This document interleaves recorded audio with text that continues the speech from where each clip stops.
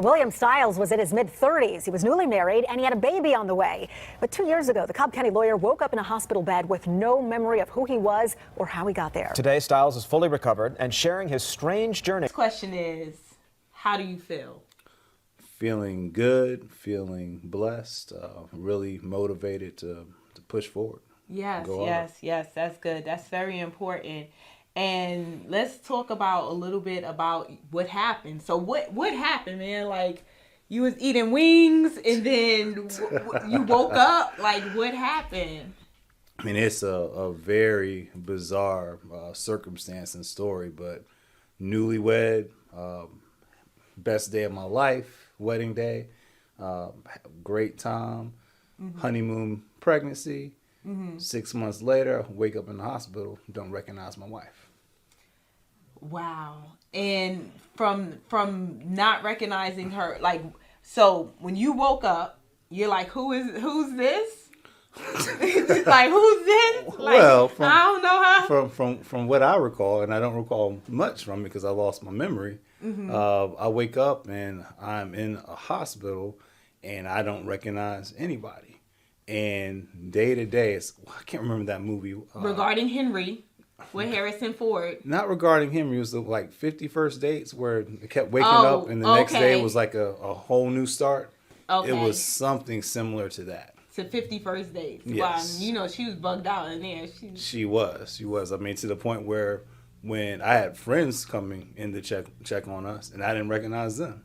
Wow. Didn't even recognize my own mom and dad. Wow.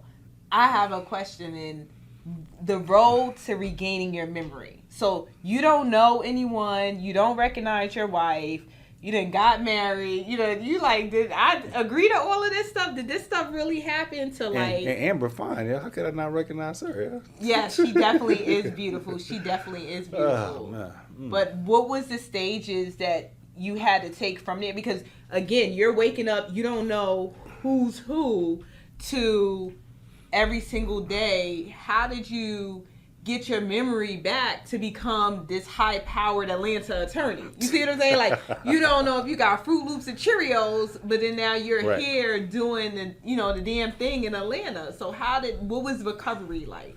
That's interesting, and I really have to credit that to my wife. And we met in law school. Shout out to Amber. And she takes on a job at a company where she was not acting as a lawyer. And it was through her company's connections and what they do that I was able to get plugged in with the doctors at the Shepherd Center of Atlanta. Wow.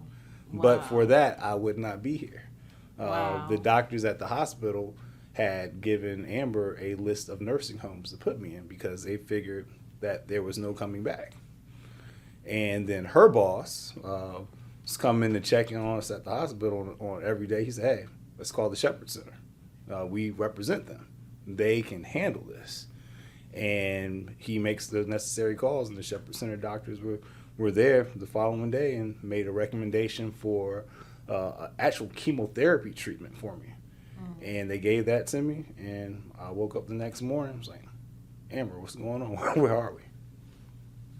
Wow. First off, the Most High is real, okay? The Most High is real. Like, peace and blessings.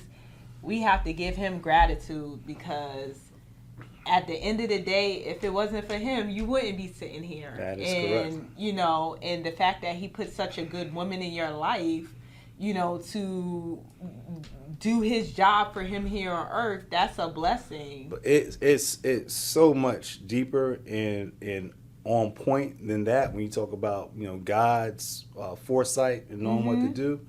Here you have a very capable woman who's a law school graduate. And fine. And she fine. Passed the bar exam. Right. And opted not to take on the traditional role of working at a law firm, but took a job as a receptionist at the company she was working at. And it just so happens they do all the investments for a lot of hospitals and big companies across the country, and the Shepherd Center was one of them. And that was the connection that got me treatment.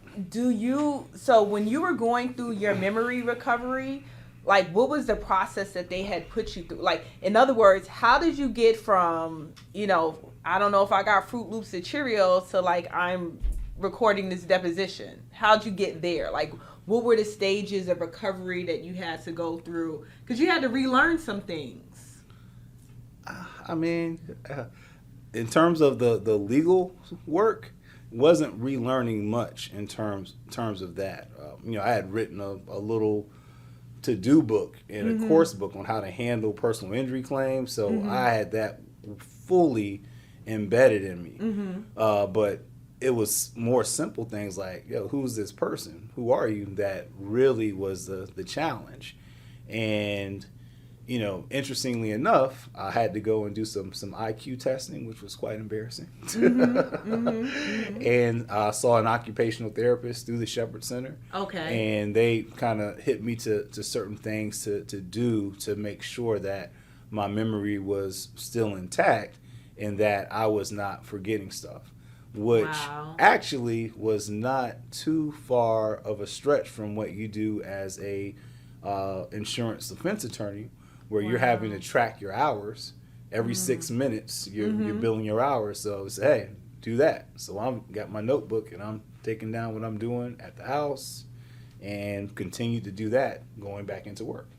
What were some of the challenges that you faced? So now you have your wife who can go out there literally and just, take the career by the horns, but she actually put that to the side because she wanted to make sure that you were good. What were the challenges that you guys faced to get back to you practicing law? What were the hurdles that you overcame to get back to, like, okay, I'm W.E. Stiles, I'm here today? The biggest challenge was just self-doubt, self-confidence, and being concerned of whether or not I was capable of doing it.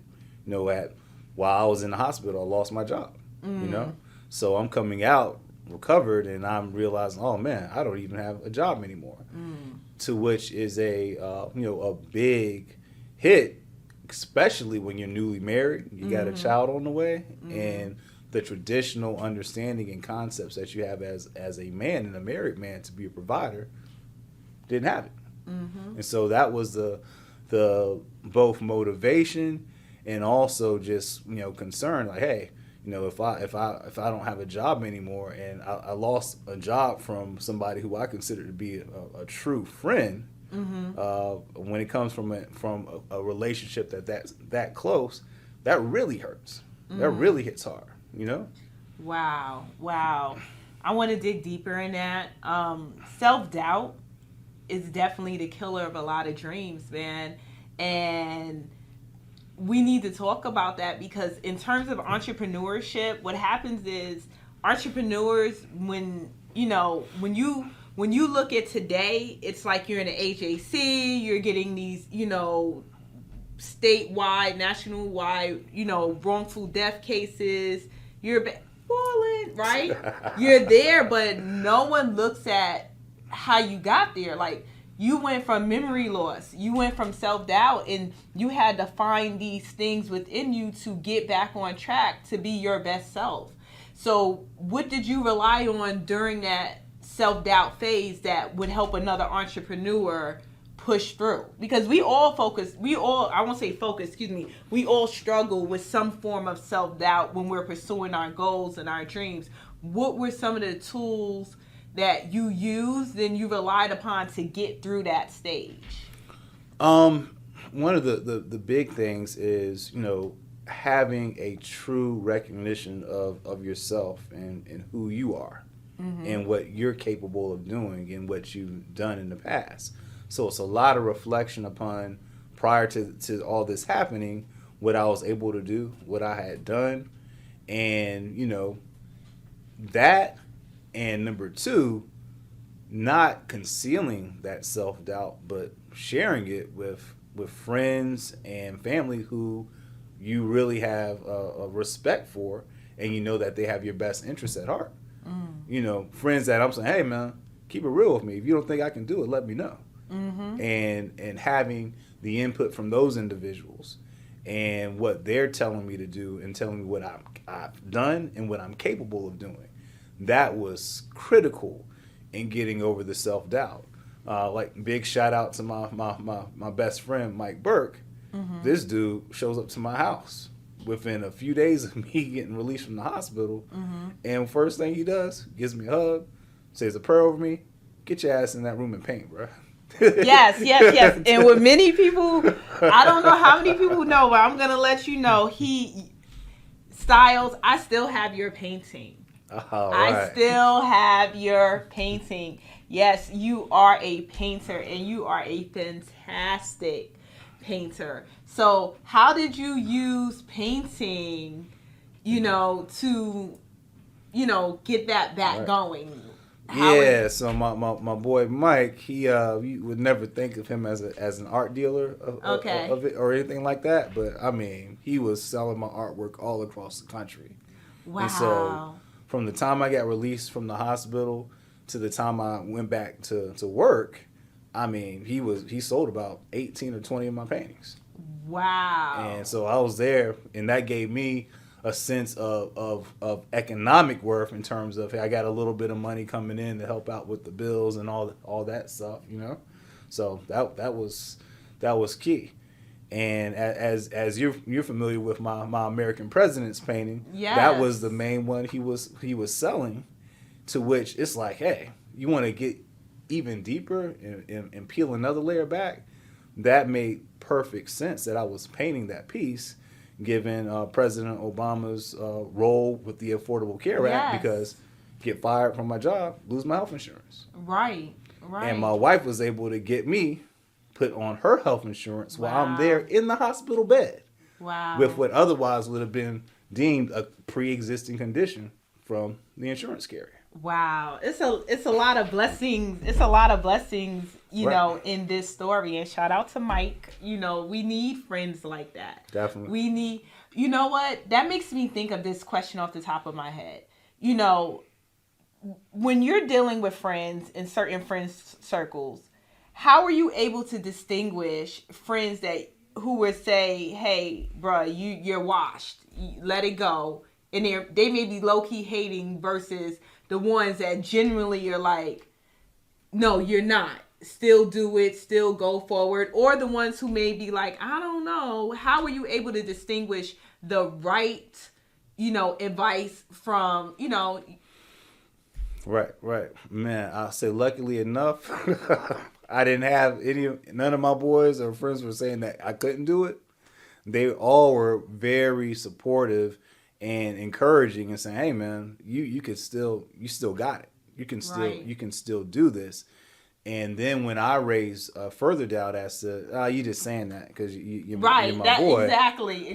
They said, dude, man, you just got up here in front of a room full of half strangers at this baby shower we threw for you, and you spoke very eloquently. Right. And very smoothly. So, and you're telling me you didn't write that down before you got up there? I said, nah, man, it's like you still have the ability to communicate effectively.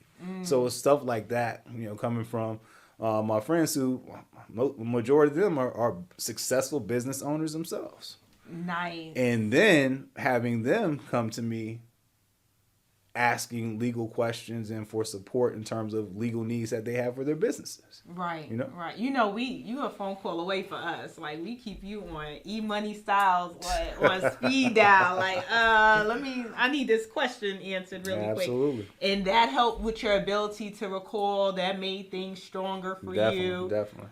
Wow. I would like to give a special thanks to today's guest.